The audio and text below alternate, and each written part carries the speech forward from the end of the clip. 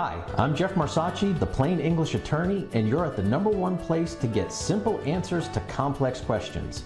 We cover topics for attorneys, financial advisors, and the general public around estate and Medicaid planning, as well as some best practices for professionals. Our mission is to dispel myths, provide you some peace of mind, and hopefully have some fun along the way. Hi, this is Jeff Marsacci, the Plain English Attorney, and today we're going to talk a little bit about trust names and some of the things that come up as frequent questions. So let me start by going over the typical format that we will use for a revocable living trust for a couple. We would have, say, the Doe Family Trust dated January 1st, 2021, John R. Doe and Jane S. Doe, trustors and or trustees. All right, so why is that name so darn long? Well, it's because in the past we've gotten pushback from primarily financial institutions about the names having to be done a certain way. So just having the Doe Family Trust wasn't good enough. We were told, okay, you have to have the date of the trust as part of the name of the trust. All right, so that would be then the Doe Family Trust dated January 1st, 2021. Okay, then we heard, oh, well, since it's a trust, you have to have the names of the trustees as part of the name of the trust, or we're just not going to be able to work with you. Okay, the Doe Family Trust dated January 1st, 2021, John R. Doe and Jane S. Doe, trustees. Oh, wait a minute. Is this a revocable grantor trust? Well, yeah. Oh, well, we need to have the names of the trustors who created the trust as part of the name of the trust. Okay, so that's why this long name is now the Doe Family Trust dated January 1st, 2021, John R. Doe and Jane S. Doe, trustors and or trustees. The funny thing is, whenever we have that big long name that through experience has told us needs to be that long, even in 2020, banks will always go, oh, that name is too long. We don't have enough characters in our computer system to type that whole thing in. And I used to bang my head on the table at that point, but said, you know what? No, just for my clients, when you're opening accounts in the name of the trust or changing them over, give them the long name. They can use whatever abbreviations they want. They can leave off whatever pieces of that name that they want, as long as the actual title is that big long name, it's referring to your trust, so that's fine. Now, I'm also going to go over a few points, and sometimes this ended up bordering on the ridiculous with either attorneys who didn't know what they were doing or the financial institutions who didn't know what they were doing. I mean, these are, I guess, completely understandable things if it's my clients or non-attorneys, but when I hear it from attorneys in these financial institutions, it's crazy.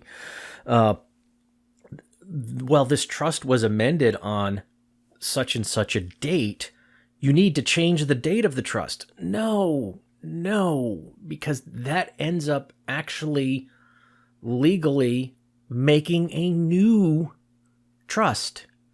And so if you've titled your real estate in the name of your trust, and you've titled accounts in the name of your trust, and you've titled all these other things or named beneficiaries, if you change the date and then you pass on, and all of those other things haven't been updated, it's like, oh, well, no, it's obviously, this was, the Doe Family Trust dated January 1st, 2021, but when you amended your trust in 2023, it's a different trust, and now none of your stuff is funded. So no, you don't ever change the date of the trust. It's kind of like a date of birth. Okay, you were born on such and such a date. That's it. It doesn't matter if you get married. It doesn't matter if you have surgery on such and such a date. It doesn't matter if you end up having a heart attack and you're legally dead for 4 minutes, and then they bring you back. It's not the, oh, well, we got to restart the date of birth. No, that date is always associated with the trust. I've been in practice since 1996, and I can tell you that I have clients who formed their revocable living trusts a decade or two earlier, and we just keep amending and restating their old trusts. So that same date going back into the 80s, and in some cases I've seen the 70s, it's the same trust. The date never changes. All right, well, what about that big long name? If, say, John Doe dies, oh, well, you need to now make this the Doe Family Trust dated January 1st, 2021. Jane S. Doe, trustor and or trustee. You can't have his name on it anymore. Well, no, you can't change anything in the name without making it sound like it's a different trust. And you would have to redo all of those accounts and beneficiary designations because, again, it looks like a different trust. So you don't do that. Even if one of a couple passes on, that name stays exactly the way it is. Now, oh, well, then you go down to the bank. Well, we need John to sign off on this. Nope, John's dead. The terms that we use in the trust say, well, the surviving trustor and trustee, the surviving spouse, they just end up being the sole person in charge of the trust, and the documentation is in there. And if the bank ever tells you, oh, well, no, you have to change the name, or my suggestion is give them one chance to call their legal department and straighten it out. And if they're still insisting, just go to another bank. All right. And then, well, what about after the second person passes on? Okay, now both of the John Doe and Jane Doe are deceased, and their daughter, the trustee, the successor trustee, takes over. Oh, you got to change the name of the trust now. No, you don't.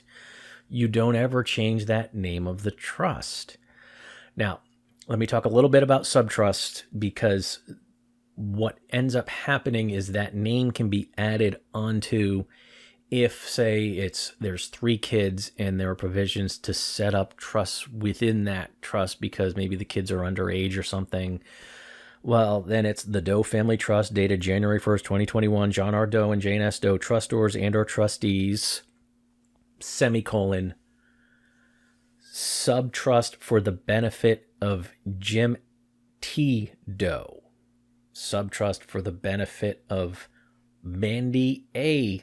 Doe, or so on. So that, that name can actually get longer when you're talking about the trust breaking into pieces for the beneficiaries after the second person passes on. But again, that main name is that the Doe Family Trust dated January 1st, 2021, John R. Doe and Jane S. Doe, trustors and or trustees. So here are those big takeaways. The date of the trust never changes. It was formed on a certain date, and that's it, just like a birth date. The original trustors, John R. Doe and Jane S. Doe, that's always going to be the same. And because it's part of the name, the fact that John R. Doe and Jane S. Doe are the original trustees setting it up, and it's part of the name, you again do not change it, even if one of them or both of them passes on. The trust document itself describes what happens, but again, you don't change the name. So those are some of the things around the names of trust that become kind of important at different times. So we hope you found that information useful, and it will help you understand some of the things that are going around your own trust and why it's named a certain way. And if you do have any questions on this, you're one of our clients or you're in North Carolina, then please go ahead and give us a call. At the office, the law office is 919-844-7993. And as always, please like, subscribe, and turn on notifications. So stay safe, plan ahead, and enjoy life. We hope you found that information useful and easy to understand. To keep getting this great information, please like, subscribe, and turn on notifications. To get even more information more quickly, Follow the links below to some of our free, no obligation programs.